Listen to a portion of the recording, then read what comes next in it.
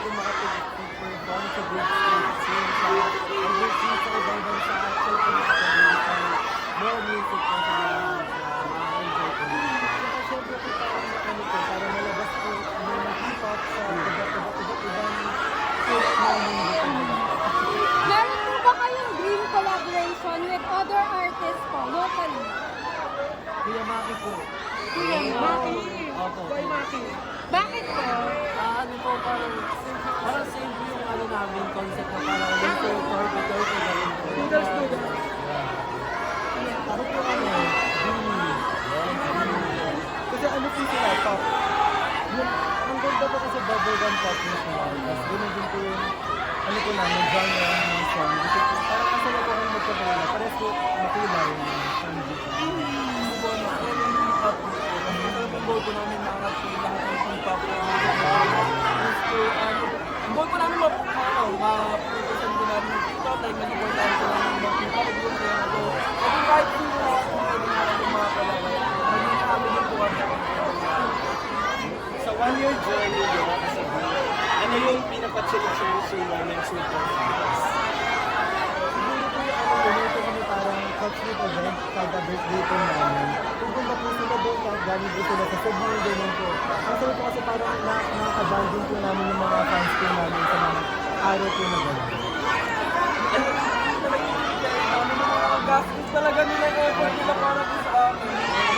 Hindi po namin nakikita yung side po namin na, ay, mamahalin kami ng ganito. Pero unexpected po kasi may mga tao po na nagmamahalin sa amin. Nagbibigay po ng effort po sa amin. So far, parang in every event that you've been to, maraming gifts na binibigay. Ano yung pinaka na-surprise kayong gift na na-receive from your fans? So ano, parang hindi naman po ako nag-surprise, pero parang palagi po siya sinacherish. Tinigit po siya sa isang storage box. Yung mga letters po, kasi ang thoughtful po nila sa gano'n. Nilalabas po nila mga damdami nila sa gano'n. Minsan po, ano po, parang malungkot ako kay Brian, parang minsan binabasa ko kasi may mga tao parang nagmamahal sa akin. Nakaka-boost up ko talaga sa mga. Hindi ba unforgettable gift na natanggap? Sana po ako sobrang memorable po sa amin. Hindi mo naman papangalanan. Kada kanina. Yung pinaka-surprise na talaga. Surprise po ako nung ano talaga. Kung may lumilipat po galing po po sa mga gastos po talaga. Doon talaga kami yung shop. Ikaw. Ano po, lahat po ng gifts since OA po ako mag-react. Every other gifts in OA po yung react is sobrang saya ko po nakaka-receive po ako ng gifts. And last na lang from me, syempre kayo as you grow older and as you grow with us man, parang nag-grow din yung creative side ninyo. Ganyan. So, how are you in terms of compromising each other's creativity and how do you collaborate? Actually, ano po, super open po ng 1 year po yung MG po sa gano'n. Parang ano po, pinapabayaan po nila kami pag may ideas kami. Katulad po ng Best I Love You, siya po yung nag-direct.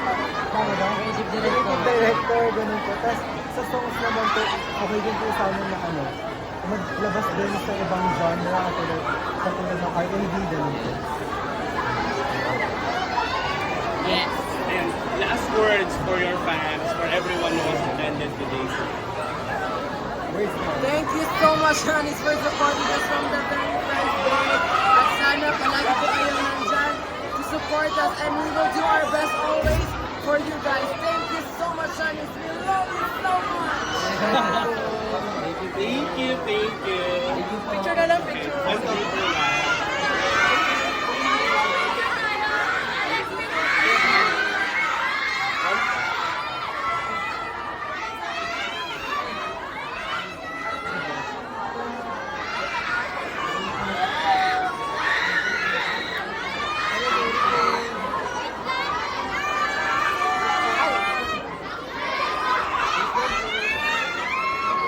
Isang toto lang.